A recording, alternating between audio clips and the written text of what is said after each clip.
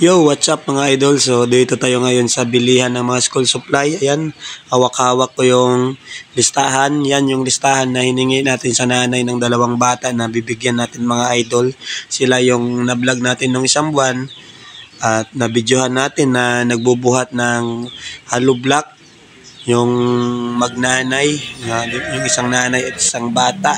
Kaya bibigyan natin ng school supply para sa darating na pasukan. So ito na mga idol, ito na yung nabili natin na school supply.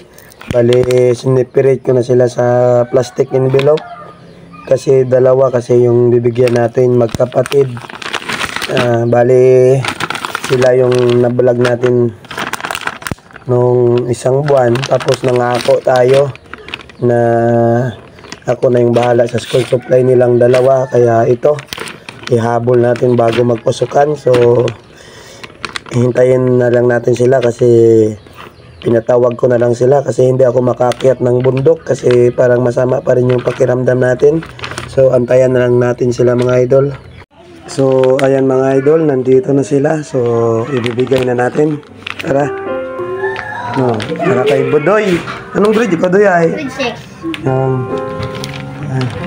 Kay Mylene, si Mylene Solano at si sino pa pangalan? Vincent. Ay. Mylene, drawingin ang ninyo tiyanggo ko. Don. Inyon.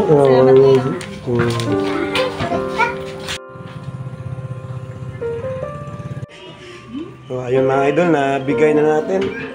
Hindi pa kasi tayo makaakyat doon sa bundok kasi medyo inuubo pa tayo ng kunti.